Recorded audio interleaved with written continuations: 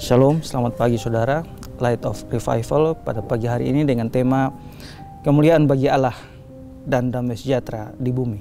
Nats yang menjadi dasarnya saya ambil dari Lukas 2 ayat 14. Kemuliaan bagi Allah di tempat yang maha tinggi dan damai sejahtera di bumi di antara manusia yang berkenan kepadanya.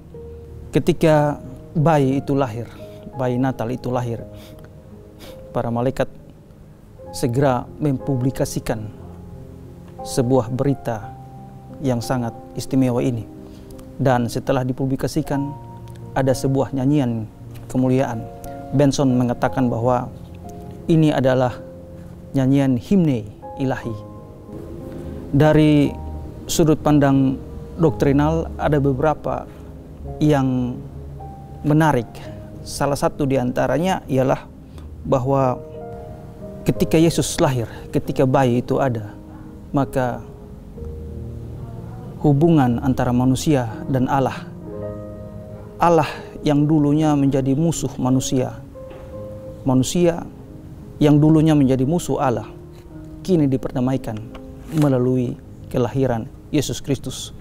Roma 5 ayat 10, sebab jikalau kita ketika masih seteru diperdamaikan dengan Allah oleh kematian anaknya, lebih-lebih kita yang sekarang telah diperdamaikan pasti akan diselamatkan oleh hidupnya. Kita dulu adalah seteru Allah, tapi melalui kelahiran Yesus kita diperdamaikan dengan Allah. Bahkan lebih daripada itu, damai yang sesungguhnya itu telah hadir di muka bumi. Inilah yang menjadi sebuah kemuliaan yang dinyanyikan oleh para malaikat surga.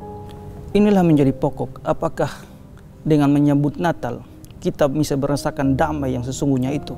Kita masih mempunyai damai yang diberikan oleh Allah itu, dan kita percaya kepada damai itu yang sebenarnya, atau justru fokus kita beralih kepada damai-damai yang menurut kita lebih baik daripada itu.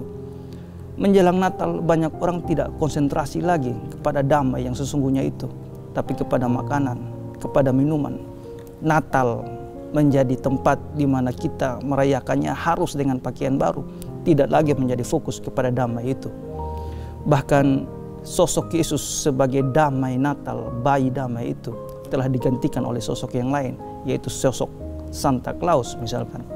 Ketika Natal orang tidak menghiraukan lagi Yesus Kristus sebagai sosok pembawa damai, tapi mereka lebih menghiraukan tokoh yang lain.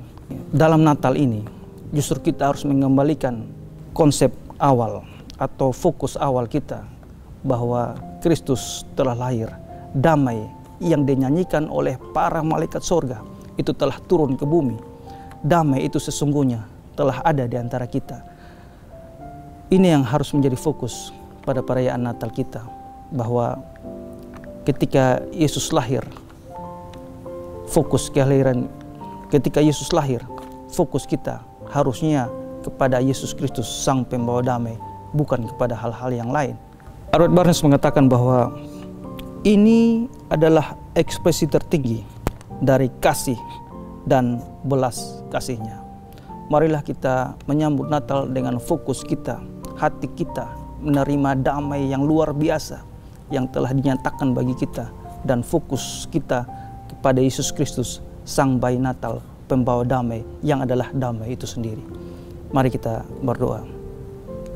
Terima kasih Tuhan, menjelang Natal kami diingatkan lagi bahwa hanya satu-satunya pembawa damai antara manusia dan Allah ialah Yesus Kristus.